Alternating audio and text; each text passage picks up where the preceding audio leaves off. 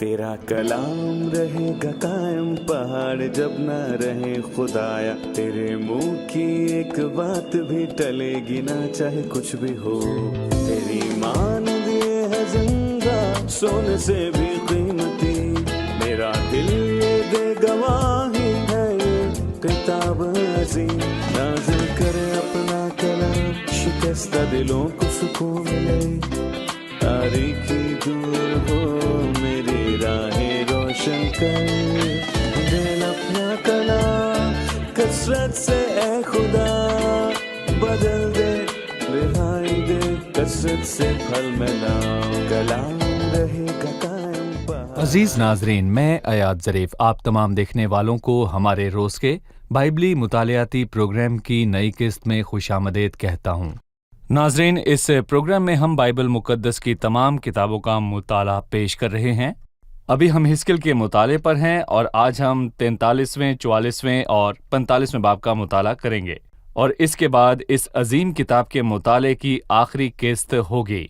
آج کے پروگرام کا آغاز کرنے سے پہلے میں اسٹوڈیو میں آئے خدا کے خادم کا خیر مقدم کروں گا۔ خوش آمدید بھائی یوسف۔ بہت شکریہ بھائی، اور ہمارے دیگر مہمانوں کو بھی خوش آمدید۔ ناظرین، ہم ایک چھوٹے سے وقفے کے بعد مطالعے کا باقاعدہ آغاز کریں گے۔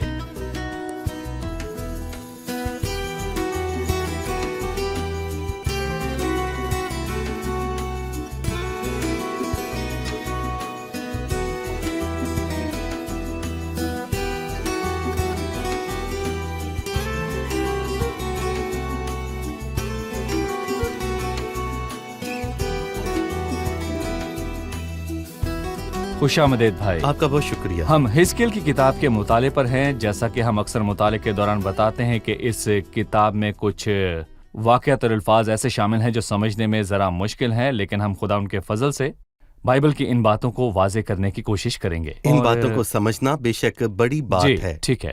ہمارا مقصد یہ ہے کہ جو ہم سمجھیں اس کا اطلاق اپنی زندگی پر کریں اور اسے اوروں کو بھی بتائیں، تاکہ اس عظیم کتاب سے جس قدر ہو سکے فائدہ اٹھائیں۔ پچھلی قسط میں ہم نے 1000 سالہ بادشاہی میں ہیکل کی تعمیر کے حوالے سے بات کی تھی، اور آج خدا کے فضل سے ہم 43ویں، 44ویں اور 45ویں باب کے مطالعے کا آغاز کریں گے، لیکن پہلے آپ 43ویں باب کا عنوان بتا دیجئے۔ دراصل 43واں باب بڑے ہی اہم مدعے پر بات کرتا ہے، جو کہ ہیکل میں جلال کا لوٹ آنا ہے، اور حزقیل نے دیکھا کہ خداوند کا جلال کس طرح ہیکل سے جدا ہوا، اور اس نے 10ویں اور 11ویں باب میں اس کو درج کیا، اور یقیناً وہ بہت ہی اداس تھا جب اس نے جلال کو جدا ہوتے دیکھا۔ ایک دیندار عورت تھی جو شیر فنحاس کی بیوی تھی، اور جب خداوند کا صندوق چھین لیا گیا تو اسے یہ برداشت نہ ہوا، وہ جنم دیتے مر گئی، اور اس کے آخری الفاظ تھے اس نے اس کا نام یوکبت رکھا۔ سو یقیناً حزقیل اس سے ہل گیا، اور وہ بہت اداس تھا کہ ہیکل سے اس کا جلال جاتا رہا۔ بہرحال یہ نبی جس نے خدا کی ہیکل سے جلال کو جدا ہوتے دیکھا، اسی نے ایک رویا میں دیکھا کہ ہیکل کا جلال واپس لوٹ آتا ہے، اور اس باب میں فقط یہی ایک موضوع نہیں، کیونکہ اس باب کا بقیہ حصہ اور قربانیوں کے حوالے سے بات کرتا ہے جو اس پر گزرانی گئیں۔ صحیح۔ بھائی یوسف، 43ویں باب کی پہلی آیت میں وہ ایک شخص کی بات کرتا ہے جو حزقیل کے ساتھ ساتھ تھا تاکہ اسے ہیکل کی تفصیلات سے آگاہ کرے۔ لکھا ہے، پھر وہ مجھے پھاٹک پر لے گیا، یعنی اس پھاٹک پر جس کا رخ مشرق کی طرف ہے۔ کیا دیکھتا ہوں کہ اسرائیل کے خدا کا جلال مشرق کی طرف سے آیا، اور اس کی آواز سیلاب کے شور کی سی تھی۔ میں چاہتا ہوں کہ آپ اس کے متعلق بتائیں کہ اس کی آواز سیلاب کے شور کی سی تھی۔ یہاں پر خداوند کی آواز ہے، اور اگر ہم مکاشفہ 1:15 کو پڑھیں تو ہمیں یہی بات ابن آدم کے متعلق ملتی ہے جو یسوع مسیح ہے۔ اس کی آواز زور کے پانی کے شور کی سی تھی۔ یہاں خداوند بات کر رہا ہے، اور یقیناً جب وہ بات کرتا ہے اس کی آواز میری طرح نہیں ہوتی، بلکہ اس کی آواز زور کے پانی کے شور کی سی، یعنی جب وہ یہ الفاظ سن لیتا ہے، اور اس نے مجھ سے کہا، اے آدم زاد، یہ میری تخت گاہ ہے۔ سو بولنے والا یہاں خود خداوند ہے، اس لیے یہ حیرت کی بات نہیں کہ اس کی آواز پانی کے سے شور کی سی ہے۔ اس سے پہلے کہ ہم آگے بڑھیں بھائی یوسف، وہ کہتا ہے جس کا رخ مشرق کی طرف ہے. کیا اس کا مطلب وہ ہے جیسا کچھ لوگ سوچتے ہیں کہ چونکہ خدا ان کا جلال مشرق سے آئے گا سو ہمیں اپنی دعا اور عبادت میں ہمیشہ مشرق کا رخ کرنا چاہیے؟ کیا مشرق کی طرف رخ کر کے دعا کرنے کی وضاحت یہ ہو سکتی ہے؟ ہم مشرق سے جلال کے آنے کے منتظر نہیں ہیں، بلکہ ہم مسیح کے آسمان سے آنے کے منتظر ہیں. لیکن بائبل کہتی ہے مگر ہمارا وطن آسمان پر، اور ہم ایک منجی خداوند یسوع مسیح کے وہاں سے آنے کے منتظر ہیں، کیونکہ یہ زمینی لوگ ہیں، اور چونکہ جلال مشرق سے جدا ہوا وہ لوٹے گا تو بھی اسی سمت سے. لیکن ہمارے لیے خدا کا شکر ہے کہ خداوند کا جلال ہم سے جدا نہیں ہوا، بلکہ ہمارا حبیب آسمان پر ہے، اور ہم اپنا دل اور اپنی آنکھیں اس کی طرف اٹھاتے ہیں اور منجی یعنی خداوند یسوع مسیح کے آنے کے منتظر ہیں. لیکن ہم اپنی دعاؤں میں کسی مخصوص سمت کا رخ نہیں کرتے. زمینی لوگ کسی بھی سمت کا رخ کرتے ہیں کیونکہ انہیں ایسا لگتا ہے کہ انہیں حکم ملا ہے، لیکن ہم اپنی آنکھیں آسمان کی طرف لگاتے ہیں جو ہمارا حبیب ہے. جس آیت کا ذکر ملاکی میں ہوا، لیکن تم پر جو میرے نام کی تعظیم کرتے ہو آفتاب صداقت طلوع ہوگا اور اس کی کرنوں میں شفا ہوگی چونکہ سورج مشرق سے طلوع ہوتا ہے. تو یہ مسیح کا قوم کی طرف آنا ہے جبکہ وہ ان پر ظاہر ہوگا، لیکن ہمارے لیے بطور کلیسیا مسیح صبح کے روشن ستارے کی مانند آئے گا. ہمارا کسی بھی جغرافیائی یا فلکیاتی سمت سے دعا کرنے کے دوران کوئی تعلق نہیں ہے.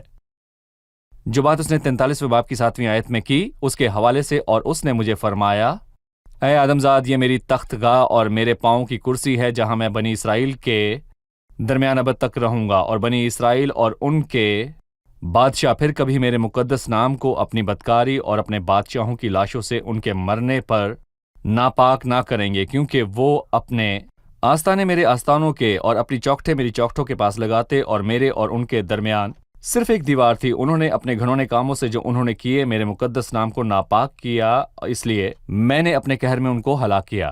اس سے کیا مراد ہے؟ اور خاص کر وہ اپنے آستانے میرے آستانوں کے پاس لگاتے ہیں. جی بھائی یوسف. دیکھیں بھائی، اس سے پہلے کہ میں آپ کو اس کا جواب دوں، میں آپ کی توجہ اس بات پر دلانا چاہتا ہوں کہ یہ عظیم باب جو جلال کے لوٹنے کی بات کرتا ہے ہمیں حجی 2 باب کی 9ویں آیت میں لکھی بات کی یاد دلاتا ہے. اس پچھلے گھر کی رونق پہلے گھر کی رونق سے زیادہ ہوگی. در حقیقت جلال یا رونق نہ صرف گھر تک محدود ہوگا، بلکہ ہم یسایا کے 6 باب کی 3 آیت میں یہ پڑھتے ہیں کہ ساری زمین اس کے جلال سے معمور ہے، اور ہم یسایا کے 4 باب میں پڑھتے ہیں کہ تمام جلال پر ایک سائبان ہوگا، اور اس کا مطلب ہے کہ خداوند کا جلال مسیح کی 1000 سالہ بادشاہت میں ہر ایک شے پر سایہ کرے گا. میں کہوں گا کہ یہ عظیم بات ہے جو ہم اس باب میں پڑھتے ہیں کہ خداوند کا جلال ہیکل میں داخل ہوا، لیکن جس آیت کے متعلق آپ نے پوچھا وہ اس سے مختلف ہے. وہ کہتا ہے اور بنی اسرائیل اور ان کے بادشاہ پھر کبھی میرے مقدس نام کو اپنی بدکاری اور اپنے بادشاہوں کی لاشوں سے ان کے مرنے پر ناپاک نہ کریں گے، کیونکہ وہ اپنے آستانے میرے آستانوں کے اور اپنی چوکٹیں میری چوکٹوں کے پاس لگاتے ہیں. آئے ہم 2 آیات کو پڑھتے ہیں جی. اور جن 2 آیات کا میں یہاں پر مطالعہ کروں گا ان میں سے پہلی آیت دوسرے سلاطین کے 21ویں باب میں لکھی ہے جو کہ منسی اور اس کے کام کے حوالے سے ہے. دوسرے سلاطین کے 21ویں باب کی 5ویں آیت میں لکھا ہے اور اس نے آسمان کی ساری فوجوں کے لیے خدا کی ہیکل کے دونوں صحنوں میں مذبے بنائے. کیا جرت ہے! وہ آسمانی لشکروں کے لیے خدا کی ہیکل میں مذبے بناتا ہے، اور یہاں وہ اپنے آستانے خدا کے آستانوں کے پاس لگاتا ہے، یعنی کہ وہ خدا کو للکارتے ہیں. اور یہ خوفناک بات ہے کہ وہ خدا کے گھر میں بت کی پرستش کرتے ہیں، اور ایسا کرنے پر وہ خدا سے چھپنے کی کوشش نہیں کرتے. دوسری آیت دوسرا تواریخ 33ویں باب کی 7ویں آیت ہے.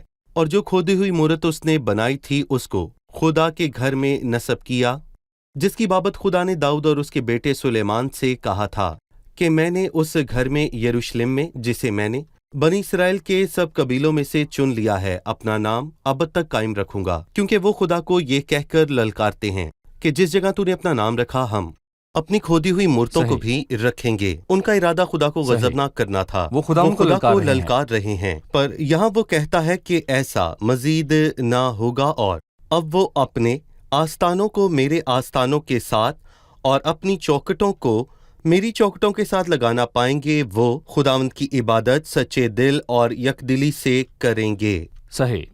12वीं आयत, उस घर का कानून ये है कि उसकी तमाम सरहदें पहाड़ की चोटी पर उसके गिरदा गिर्द नहायत मुकद्दस होंगी। देख, यही उस घर का कानून है।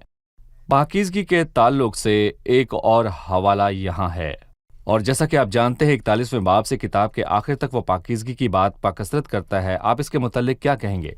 मैं देखता हूं कि पाकीज़गी का कोई नेमुल बदल नहीं है, और खुदा और उसके कदूस के नाक के मुतल्लिक हम पढ़ते हैं कि क्योंकि उस कादिर ने मेरे लिए बड़े बड़े काम किए हैं और उसका नाम पाक है। और ज़बूर 99 में हम वाज़े तौर पर 3 मरतबा ये पढ़ते हैं कि वो पाक है। और ज़बूर 93 की आखिरी आयत में वो कहता है कि ऐ खुदावन, कदूसियत तेरे घर को ज़ेबा है। यकीनन यहाँ घर और पाकीज़गी दोनों ही हकीकी हैं, क्योंकि नए अहदनामे में हमारे लिए ये है कि हम उसका घर हैं। वो घर जो मामूली ईंट पत्थर का नहीं बल्कि जिंदा पत्थर का घर है, और जो एक रूहानी घर की तश्कील देते हैं। जैसा कि पौलुस कहता है, पाकीज़गी खुदा के घर में लाजिम है। सो मैं कहूँगा कि हमें इखलाकी और कलीसियाई और तालीमी पाकीज़गी पर गौर करना लाजिम है, क्योंकि हम एक बिगड़ी हुई दुनिया में रहते हैं और हमें पाकीज़गी को मलहूज़ खातिर रखना लाजिम है। यहाँ वो कहता है कि देख, यही उस घर का कानून है, यानी कि वो पाकीज़गी के बगैर खुदा का घर हरगिज़ नहीं बना सकते। सही। अभी हम एक रिपोर्ट देखेंगे, फिर मुताले में आगे बढ़ेंगे। किसी दूसरे नबी ने खुदा के जलाल और पाकीज़गी पर इतना जोर नहीं दिया जितना हिस्केल ने दिया। हिस्केल ने खुदा के जलाल को देखा। हिस्केल के ज़हन में खुदा की अदालत थी। खुदा नहीं चाहता कि किसी की अदालत करे, इसलिए खुदा ने बारहा अपने लोगों को खबरदार किया कि अगर वो उसके पास ना लौटे तो वो यरूशलेम को मुजरिम ठहराएगा। यरूशलेम के शहर में बहुत कुछ गलत हो रहा था। अगर वो शहर खुदा की बरकतों से लुत्फ अंदोज होना चाहता तो इन बातों को दुरुस्त करना जरूरी था। झूठों को झूठ से और चोरों को चोरी से बाज आना पड़ेगा। लाजिम है कि नारास्त रास्त और इंसाफ पसंद बने और शहर में रास्तबाजी गालिब आए। जो लोग खुदा की इबादत और ताजीम सच्चे दिल से करते हैं, तभी शहर बाबरकत होता है। इससे पहले कि कोई खुदा की मोहब्बत और रहमत और भलाई का तजुर्बा करे, रास्तबाजी और भलाई का गालिब आना लाजिम है।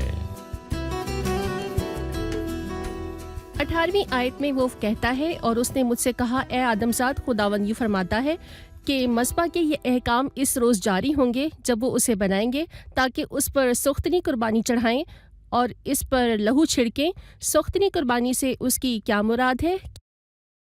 कुर्बानियों और मज़बा और लहू छिड़कने का जिक्र है, जिसका मतलब है कि कुर्बानियां 1000 साला बादशाही में लौट आएंगी। क्यों? दरअसल कुर्बानियाँ 1000 साला बादशाही में लौट आएंगी, जैसा कि हम इन अबवाब में देखते हैं। इस मामले पर हिस्कियल में बात की गई 40वें बाब से लेकर किताब के आखिर तक। आप देख सकते हैं कि मज़बे के यहाँ पर 2 मकासद हैं, सोख्तनी कुर्बानी गुजरानने के लिए और फिर लहू छिड़कने के लिए। दोनों बातों में हमें इसके इशारे मिलते हैं, और सोख्तनी कुर्बानी गुजरानना मसीह की कामलियत को पेश करता है और लहू मसीह के सलीबी काम को पेश करता है। सो मसीह अपने काम में अजीम और अपनी ज़ात में अजीम है, और उसकी ज़ात ही के वसीले उसके काम की कदर है। अगर वो इंसान होता तो उसका काम महदूद अहमियत का हामिल होता, लेकिन वो खुदा है जो जिस्म में ज़ाहिर हुआ, और उसके काम की अहमियत लामहदूद है, ताकि उस पर सोख्तनी कुर्बानियाँ चढ़ाएं। ये उसकी ज़ात की अहमियत को पेश करता है, और उस पर लहू छिड़कें ये मसीह की काम की कामलियत को पेश करता है। और कुछ लोग 1000 साला बादशाही की कुर्बानियों को लेकर उलझन का शिकार हैं और पूछते हैं, क्या ऐसा हो सकता है कि जबकि नए अहदनामे की रोशनी फैल चुकी है, तो क्या हम फिर से 1000 साला बादशाही की कुर्बानियों पर वापस लौट आएं? नहीं, हम तो आसमान पर होंगे, लेकिन वो गुनाहों की यादगारी के लिए नहीं होगा। کیونکہ پرانے عہد نامے میں ہر ایک سال گناہوں کی یاد دلانے کے لیے تھا، صحیح۔ لیکن 1000 سالہ بادشاہت میں وہ منجی اور نجات کی یاد دلانے کے لیے ہوگا، جی نہ کہ گناہوں کے لیے۔ سو اس کی قدرت بطور کفارے کے نہیں بلکہ بطور یادگاری کے ہوگی۔ یہ ایسا ہی ہے جیسے خدا کی میز کے پاس آنا۔ اور ہم عشاء ربانی کیوں مناتے ہیں؟ کیا ہم گناہوں کی معافی کے لیے ایسا کرتے صحیح۔ ہیں؟ نہیں۔ تو پھر ہم خداوند کی عشاء کیوں مناتے ہیں؟ یادگاری کے لیے۔ میری یادگاری کے لیے یہی کیا کرو تاکہ ہم خداوند سے کہہ سکیں، خداوند تیرا شکر ہو، وہ بھی قربانیوں کے ساتھ کریں گے، نہ کہ ان سے ان کے گناہ معاف ہوں گے، کیونکہ وہ تو پہلے ہی مسیح کے خون کے وسیلے سے معاف کر دیے گئے ہیں۔ لیکن پھر بھی وہ کہتا ہے خداوند جو کچھ تو نے کیا تیرا شکر ہو۔ پرانے عہد نامے کی قربانیاں ہمیشہ مسیح کی آمد، مسیح کی قربانی کو ظاہر کرتی ہیں، لیکن 1000 سالہ بادشاہی کی قربانیاں مسیح کے صلیبی کام کی یادگاری کے لیے ہوں گے۔ لہٰذا یہ 3 مرحلے پرانے عہد نامے کی قربانیاں جو مسیح کی آمد کو ظاہر کرتی ہیں، اور 1000 سالہ بادشاہی کی قربانیاں مسیح کے صلیبی کام کی یادگاری ہیں۔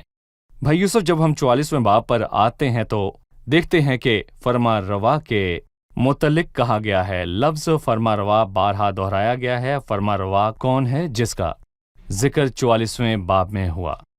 فرما روا کوئی ایسا ہے جو داؤد کے گھرانے سے ہے، جو کہ زمین پر مسیح کو پیش کرے گا، یا میں کہوں گا کہ وہ زمین پر مسیح کا نمائندہ ہوگا، اور مسیح کلیسیا کے ساتھ آسمانی عالم میں باپ کی بادشاہی میں ہوگا۔ صحیح۔ اور اس نے اپنے شاگردوں سے کہا، اس دن تک تمہارے ساتھ اپنے باپ کی بادشاہی میں نیا نہ پیوں گا۔ سو مسیح باپ کی بادشاہی میں ہوگا جو کہ آسمانی دائرے میں ہے۔ بہرحال زمین پر مسیح کی بادشاہی میں ابن آدم کی نمائندگی کون کرے گا؟ یہاں وہ تیسری آیت میں فرما روا کے متعلق کہتا ہے، مگر فرما روا خداوند کے حضور روٹی کھانے کو اس میں بیٹھے گا۔ یقیناً مسیح اپنے جلالی بدن کے ساتھ روٹی کھائے گا، بلکہ صرف فرما روا کھائے گا جو مسیح کو زمین پر پیش کر رہا ہے۔ ہم نے پہلے ہی سمجھ لیا کہ وہ خود مسیح نہیں ہو سکتا، کیونکہ وہ اپنے واسطے خطا کی قربانیاں گزرانتا ہے، جی۔ پر مسیح اپنے واسطے خطا کی قربانیاں نہیں گزران صحیح۔ سکتا۔ اور ہم نے اس کو 45ویں باب میں دیکھا۔ میں کہوں گا کہ جی۔ اس کی 22ویں آیت میں، اور اسی دن نافرما اپنے لیے اور اپنے تمام اہل مملکت کے لیے خطا کی قربانی کے واسطے ایک بچھڑے کو تیار کرے گا۔ تو پھر وہ شخص مسیح نہیں ہو سکتا۔ 46ویں باب میں وہ کہتا ہے کہ اور فرما روا لوگوں کی میراث میں سے ظلم کر کے نہ لے گا تاکہ ان کو ان کی ملکیت سے بے دخل کرے، پر وہ اپنی ہی ملکیت میں سے اپنے بیٹوں کو میراث دے گا۔ اور اس کے ساتھ ساتھ فرما روا کے ہاں اس کی جسمانی اولاد کا ہونا صحیح۔ مزید اس بات کا ثبوت ہے، وہ مسیح نہیں۔ ٹھیک ہے بھائی یوسف، 15ویں آیت میں لاوی کاہنوں یعنی بنی صدوق کی بات کرتا ہے، لیکن لاوی کاہن یعنی بنی صدوق جو میرے مقدس کی حفاظت کرتے تھے، جب بنی اسرائیل مجھ سے گمراہ ہو گئے، وہ لوگوں کے لیے سوختنی قربانی اور ذبیحہ ذبح کریں گے، اور ان کے سامنے ان کی خدمت کے لیے کھڑے رہیں گے تاکہ میرے حضور چربی اور لہو گزرانے۔ خدا فرماتا ہے یہاں لاوی کاہنوں یعنی بنی صدوق کا ذکر پھر سے کیا گیا۔ ہمیں بتائیں کہ ان کا 1000 سالہ بادشاہی میں کیا اہم کردار ہے؟ در حقیقت ان کا کردار اہم ہے، کیونکہ وہ ان کے حوالے سے کہتا ہے جو میرے مقدس کی حفاظت کرتے تھے جب بنی اسرائیل مجھ سے جدا ہو گئے۔ ایسا کب ہوا؟ وہ 10ویں آیت میں کہتا ہے، اور بنی لاوی جو مجھ سے دور ہو گئے جب بنی اسرائیل گمراہ ہوا، کیونکہ وہ اپنے بتوں کی پیروی کر کے مجھ سے گمراہ ہوئے، وہ بھی اپنی بدکاری کی سزا پائیں گے۔ تو بھی وہ میرے مقدس میں خادم ہوں گے اور میرے گھر کے پھاٹکوں پر نگہبانی کریں گے اور میرے میں خدمت گزاری کریں گے۔ وہ لوگوں کے لیے سوختنی قربانی اور ذبیحہ ذبح کریں گے اور ان کے سامنے ان کی خدمت کے لیے کھڑے رہیں گے۔ وہ لوگوں میں خدمت کریں گے، لیکن میری خدمت کون کرے گا؟ لاوی کاہن نہیں جو گمراہ ہو گئے جب بنی اسرائیل گمراہ ہوئے، بلکہ وہ لوگ جو میرے مقدس کی خدمت کرتے تھے۔ اور اس سے ہمیں یہ پتہ چلتا ہے کہ وفاداری کا، اور آج جب وفاداری بالکل ناپید ہو چکی ہے، اس کا ابدی صلہ ہے۔ مطلب میں آج خدا سے وفادار ہوں، تو جب میں آسمان پر جاؤں گا تو میں بہت سی برکتوں سے محظوظ ہوں گا۔ جب وہ گمراہ ہوئے، جب تمام بنی اسرائیل گمراہ ہوئے، تو لوگوں میں خادم ہوں گے، لیکن افسوس کہ وہ ذاتی طور پر خداوند کی خدمت نہ کریں گے۔ ٹھیک ہے، چلیے اب ہم 45ویں باب کی طرف بڑھتے ہیں جو کہ ملک کی تقسیم کی بات کرتا ہے۔ میں چاہوں گا کہ آپ اس باب کے متعلق ہمیں بتائیں۔ اس باب میں 2 باتیں شامل ہیں۔ پہلی اس ملک کی تقسیم اور خدا کا حصہ، اور پھر ہے فرما روا اور لوگوں کا حصہ۔ اور بعد ازاں 48ویں باب میں ہم قبیلوں کے درمیان ملک کی تقسیم کو دیکھیں گے، لیکن یہاں وہ ہر ایک کے حصے کی بات کرتا ہے۔ خدا کے فرما روا کے اور لوگوں کے باب کے دوسرے حصے میں قربانیوں اور عیدوں کی واضح طور پر یہاں پر بات بھی کی گئی ہے۔ وہ قربانیاں جو خداوند کے حضور گزرانی جائیں گی اور سالانہ عیدیں جو کہ لوگ خداوند کے حضور منائیں گے۔ ہم اپنے ناظرین کو بتانا چاہیں گے کہ ایک نقشہ ہے جو اس ملک کی تقسیم کو پیش کرتا ہے اور خداوند اور فرما روا کے حصے کو ظاہر کرتا ہے، جو ہماری ویب سائٹ www.biblimutaliah.com پر جلد اپلوڈ کر دیا جائے گا۔ آپ اسے ڈاؤن لوڈ کر سکتے ہیں اور اس سے معلومات حاصل کر سکتے ہیں حزقیل کی کتاب میں، تاکہ آپ سمجھ سکیں کہ ملک کی تقسیم کس طور پر ہوگی۔ 45ویں باب کی 13ویں آیت ہے، وہ قربانیوں اور عیدوں کی بات کرتا ہے۔ ہمیں ان قربانیوں اور عیدوں کے حوالے سے کچھ بتائیے، آپ کیا کہیں گے بھائی؟ قربانیوں کا ذکر آیات 13 سے 17 میں واضح طور پر کیا گیا ہے، اور ملک کے لوگوں کی طرف سے کیا نظر کیا جائے گا 18ویں آیت سے باب کے آخر تک۔ ہم یہاں پر 2 عیدوں کے حوالے پڑھتے ہیں، اور جب ہم ان حوالہ جات کو پڑھتے ہیں تو ہم جانتے ہیں، جیسے کہ استثنا 16 میں لکھا ہے کہ عیدیں دراصل 3 ہیں۔ پہلی عید فسح کی عید ہے، دوسری پینتیکوست اور تیسری خیموں کی عید ہے۔ فسح ماضی کو پیش کرتا ہے اور پھر اس کے بعد عید پینتیکوست ہمارے حال کو پیش کرتی ہے، پھر عید خیام ہے جو مستقبل کو پیش کرتی ہے، جو خدا کے کلام کی صداقت اور کاملیت کا واضح ثبوت ہے۔ یہ وہ ہے کہ یہاں عید پینتیکوست کا ذکر نہیں، کیونکہ پینتیکوست کا تعلق آج کی کلیسیا سے ہے۔ جب روح القدس آیا وہ پینتیکوست کا روز تھا، اور اسی لیے وہ یہاں پر فسح کی بات کرتا ہے اور اس پر زور دیتا ہے جی، اور وہ عید خیام کی بات کرتا ہے اور اسے عید کہتا ہے۔ اور 25ویں آیت میں وہ کہتا ہے کہ وہ عید کے لیے 7 دنوں میں۔ پینتیکوست کہاں ہے؟ یہاں اس کا ذکر نہیں ہے۔ وہ غلطی سے نہیں رہ گئی بلکہ اسے جان بوجھ کر چھوڑا گیا۔ میں پوچھتا ہوں آخر کیوں؟ کیونکہ عید پینتیکوست میں تب تم خداوند کے لیے نظر کی نئی قربانی گزراننا، تم اپنے گھروں میں سے میدے کے 2 گردے ہلانے کی قربانی کے لیے لانا۔ یہ کلیسیا ہے جو یہودیوں اور غیر اقوام سے مل کر بنی۔ یہاں پینتیکوست کا ذکر نہیں ہے، پر یہاں پر فسح کا ذکر ہے جو کہ تمام عیدوں کی بنیاد ہے، صحیح، اور جس پر وہ زیادہ زور دیتا ہے کیونکہ وہ اس وقت روحانی طور پر عید خیام میں رہے ہوں گے۔ صحیح، شکریہ۔ آئیے مہمانوں سے ایک اور سوال لیتے ہیں۔ میرا سوال 22ویں آیت سے ہے۔ وہ کہتا ہے، اور اسی دن فرماروا اپنے لیے اور تمام اہل مملکت کے لیے خطا کی قربانی کے واسطے ایک بچڑا تیار کرے گا۔ میں جاننا چاہوں گا کہ اس آیت سے کیا مراد ہے؟ فرما روا اپنے اور سب لوگوں کے لیے خطا کی قربانی کے لیے ایک بچڑا تیار کرے گا۔ اس آیت میں کس کی طرف اشارہ کیا گیا ہے؟ یہ اس بات کی تصدیق ہے کہ وہ فرما روا خود مسیح نہ ہوگا، کیونکہ مسیح کو کسی قسم کی خطا کی قربانی کی ضرورت نہیں۔ اس نے ایسا ایک بار کیا، لیکن اپنے لیے نہیں، بلکہ اس نے اپنے آپ کو پیش کیا۔ مسیح جو گناہ سے پاک ہے، اس نے اپنے لیے خطا کی قربانی نہ گزرانی، بلکہ اپنے آپ کو بطور خطا کی قربانی پیش کیا، کیونکہ وہ خدا ہے۔ وہ خطا کی قربانی نہیں گزرانے گا کیونکہ وہ گناہ سے پاک ہے۔ شکریہ بھائی یوسف۔ اب وقت ہے کہ ہم جانیں کہ مہمانوں نے آج کیا سیکھا۔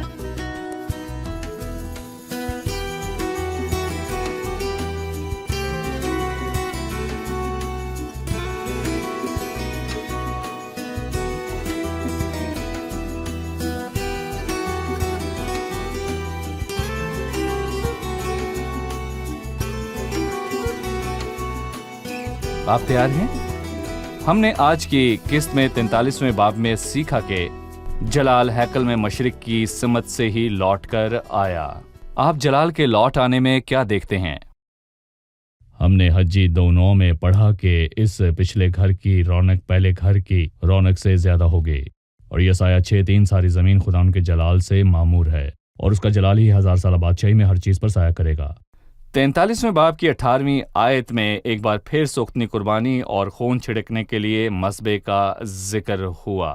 مذبح، سوختنی قربانی اور خون کا ذکر پھر سے کیوں ہوا؟ سوختنی قربانی گزراننے کے لیے ہے جو مسیح کی کاملیت کو ظاہر کرتی ہے۔ سوختنی قربانیاں مسیح کے کام کی یادگاری کے حوالے سے کی جائیں گی۔ مذبح پر خون کا چھڑکا جانا مسیح کے صلیبی کام کی اہمیت کو ظاہر کرتا ہے۔ 1000 سالہ بادشاہی میں قربانیاں کفارے کے لیے نہیں بلکہ یادگاری کے لیے ہوں گی، کام کی یادگاری کے لیے۔ ٹھیک ہے، کفارہ تو ہو گیا، لیکن یادگاری اور شکر گزاری ہمیشہ تک ہوگی۔ جیسے ہم آج روٹی توڑتے ہیں جو مسیح کے صحیح۔ صلیبی کام کی یادگاری ہے، اسی طرح 1000 سالہ بادشاہی میں قربانیاں بھی مسیح کی قربانی کی یادگاری کے لیے ہوں گی۔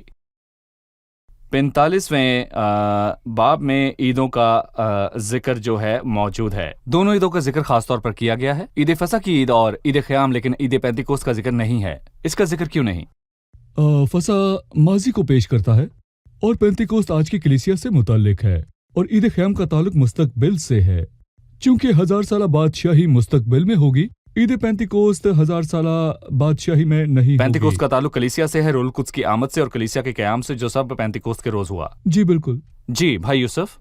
جی ہاں، پینتیکوست کا ذکر خطوط میں کیا گیا، لیکن آپ عید خیام کے متعلق خطوط میں نہیں پڑھتے، بلکہ نبوتوں میں، مثال کے طور پر زکریا 13 میں سے اور یروشلم سے لڑنے والی قوموں میں سے جو بچی رہیں گی سال بسال بادشاہ رب الفاج کو سجدہ کرنے اور عید خیام منانے کو آئیں گے، اس وقت وہ آئیں گے۔ صحیح۔ 1000 سالہ بادشاہی میں عید خیام غالب ہوگی۔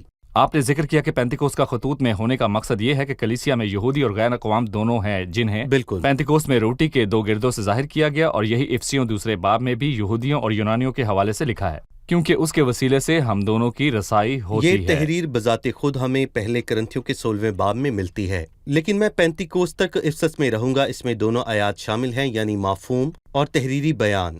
صحیح۔ آپ سب کا شکریہ بھائی یوسف، آپ خدا کا بھی کو شکریہ۔ برکت دے۔ عزیز ناظرین، میں آپ کو یاد دلاتا چلوں کہ ہم نے کن بنیادی باتوں پر بات کی 43ویں، 44ویں اور 45ویں باب میں۔ تو 43ویں باب میں ہم نے جلال کے لوٹ آنے پر بات کی، جو حتمی ہے، اور خدا ان کے جلال کا 1000 سالہ بادشاہی میں ہیکل میں آ کر ٹھہر جانا۔ پھر ہم نے پاکیزگی کی حالت پر بات کی، جو عبادت اور ہیکل کا عمومی خاصہ ہوگا۔ 1000 سالہ بادشاہی کے اس خوشحال عرصے میں قربانی کے لیے قربان گاہ ہوگی جس پر خون چھڑکا جائے گا۔ ہم نے جانا کہ سختنی قربانی مسیح کی کاملیت کو پیش کرتی ہے، اور خون کا چھڑکا جانا مسیح کی کاملیت نے مسیح کے صلیبی کام کو قابل قدر اور قیمتی بنایا ہے۔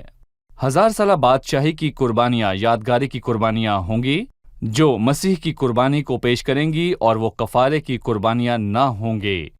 اس کے بعد ہم نے 44ویں باب میں فرما روا کی بات کی، جو دنیا کا حکمران ہو کر ابن آدم کی بادشاہی کے دائرے میں مسیح کی نمائندگی کرے گا۔ مسیح خود باپ کے دائرے میں ہوگا، اور ایماندار اس کے ساتھ آسمانی دائرے میں ہوں گے۔ اس کے بعد ہم نے 45ویں باب میں ملک کی تقسیم کے حوالے سے بات کی، خداوند کے حصے اور فرما روا کے حصے کی۔ مزید 45ویں باب میں ہم نے عیدوں پر بھی بات کی، بالخصوص 2 عیدوں کی بات کی، فصح کی عید اور عید خیام۔ پینتیکوست کا تذکرہ نہیں ہوا کیونکہ اس کا تعلق کلیسیا کے حال سے ہے، اس کا تعلق کلیسیا کے قیام سے ہے جو پینتیکوست کے روز ہوا جب روح القدس نازل ہوا۔ 1000 سالہ بادشاہی میں فصح کی یادگاری ہوگی جس کا تعلق ان لوگوں سے ہوگا، اور عید خیام کی جو مسیح کی 1000 سالہ بادشاہی میں ان لوگوں کی آخری منزل ہوگی۔ اگلی قسط میں پھر ملاقات ہوگی۔ خداوند آپ سب کو برکت دے۔